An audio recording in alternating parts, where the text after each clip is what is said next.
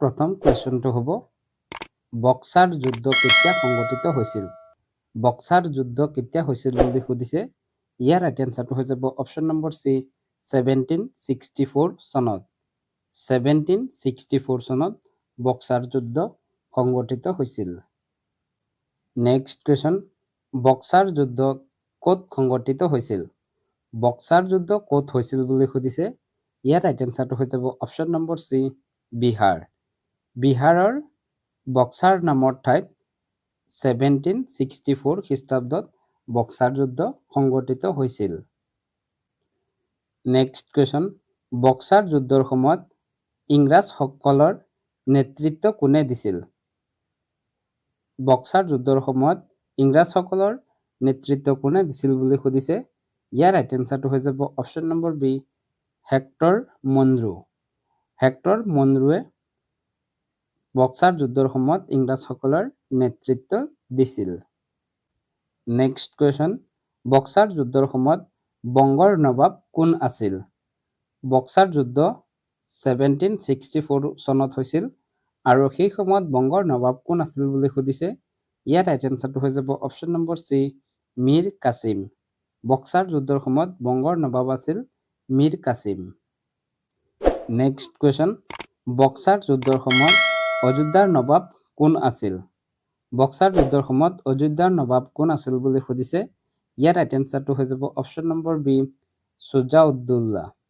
সুজা-উদ-দৌলা আছিল বক্সাৰ যুদ্ধৰ সময়ত অযোধ্যাৰ নবাব নেক্সট কুৱেশ্যন বক্সাৰ যুদ্ধৰ সময়ত মোগল সম্ৰাট কোন আছিল 1764 চনত হোৱা বক্সাৰ যুদ্ধৰ সময়ত মোগলসকলৰ সম্ৰাট কোন আছিল বুলি সুধিছে ইয়াৰ ৰাইট এনসাৰটো হৈ যাব অপচন নম্বৰ এ শাহ আলম দ্বিতীয় বক্সাৰ যুদ্ধৰ সময়ত মোগল সম্ৰাট আছিল শাহ আলম দ্বিতীয় যদি প্ৰশ্নটোত সোধে বক্সাৰ যুদ্ধ কাৰ কাৰ মাজত হৈছিল তেতিয়া হলে হ'ব বংগ অযোধ্যা আৰু মোগল সম্ৰাট এই তিনিজন সম্ৰাটে একলগ হৈ ব্ৰিটিছ ইষ্ট ইণ্ডিয়া কোম্পানীৰ বিৰুদ্ধে যুদ্ধ কৰিছিল নেক্সট কুৱেশ্যন বক্সাৰ যুদ্ধত কোন জয়ী হৈছিল বক্সাৰ যুদ্ধত কোন জয়ী হৈছিল বুলি সুধিছে ইয়াৰে ৰাইট এনসাৰটো হৈ যাব option number D British East India company boxer যুদ্ধৰ সময়ত British East India company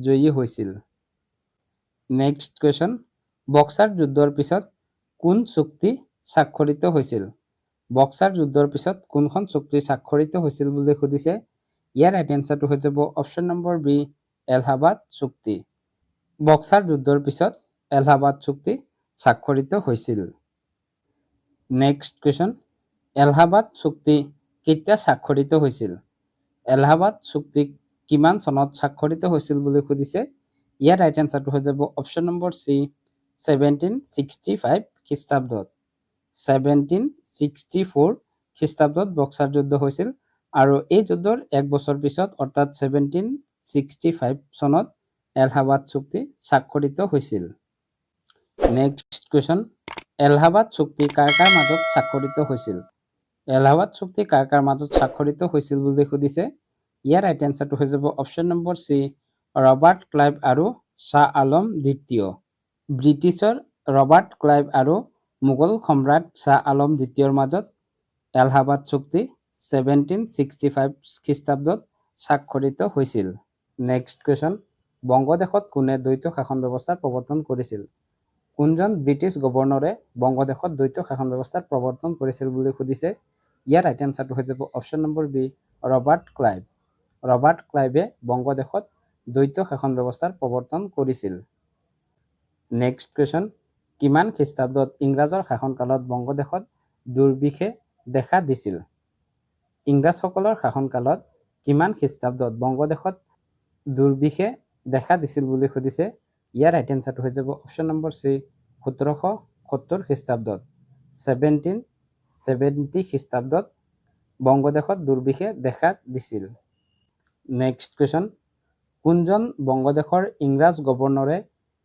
Robert ক্লাইভৰ দ্বৈত শাসন ব্যৱস্থাত প্ৰত্যাহাৰ কৰিছিল কোনজন গভৰ্ণৰে ক্লাইভে প্ৰয়োগ কৰা দ্বৈত শাসন ব্যৱস্থাৰ প্ৰত্যাহাৰ কৰিছিল বুলি সুধিছে ইয়াৰ ৰাইট এনসাৰটো হৈ যাব option number B Warren Hasting ইংৰাজ গভৰ্ণৰ ৱাৰেন হেষ্টিঙে ৰবাৰ্ট ক্লাইভে লগোৱা দ্বৈত শাসন ব্যৱস্থাৰ প্ৰত্যাহাৰ কৰিছিল?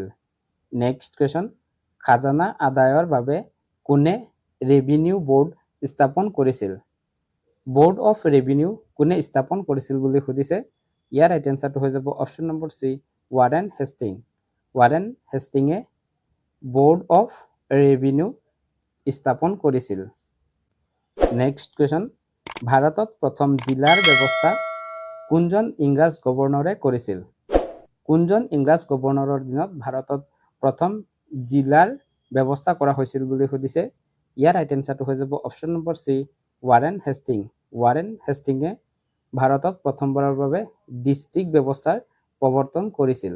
নেক্সট কুৱেশ্যন, খাজনা আদায়ৰ বাবে কোনজন ইংৰাজ গভৰ্ণৰে সমাৰসতা নামৰ এক প্ৰকাৰৰ বিষয়া নিয়োগ কৰিছিল?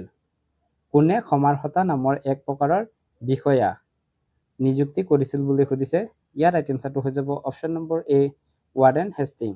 ৱাৰেন হেষ্টিঙে সমাৰসতা অৰ্থাৎ কালেক্টৰ নামৰ এটি পদবীৰ সৃষ্টি কৰিছিল। নেক্সট কুৱেশ্যন, চালবাই সন্ধি কেতিয়া হৈছিল? চালবাই সন্ধি কেতিয়া হৈছিল বুলি সুধিছে। ইয়াৰ ৰাইট এনচাৰটো হৈ যাব অপশ্যন নম্বৰ চি, 1782 খ্ৰীষ্টাব্দত। 1782 খ্ৰীষ্টাব্দত চালবাই সন্ধি স্বাক্ষৰিত হৈছিল। নেক্সট কুৱেশ্যন, চালবাই সন্ধি কাৰ কাৰ মাজত স্বাক্ষৰিত হৈছিল?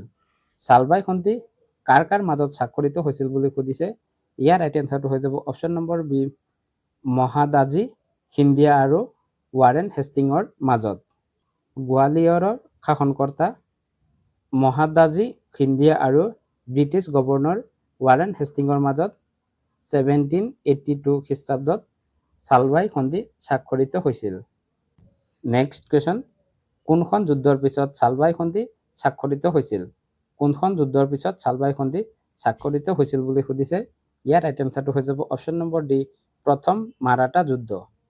প্ৰথম মাৰাঠা যুদ্ধৰ পিছত চালবাই সন্ধি স্বাক্ষৰিত হৈছিল। প্ৰথম মাৰাঠা যুদ্ধ কেতিয়া হৈছিল এইটো যদি জানে তেতিয়াহ'লে কমেণ্টত জনাই যাওকচোন। নেক্সট কুৱেশ্যন, প্ৰথম মাৰাঠা যুদ্ধত কোন পৰাজয় হৈছিল?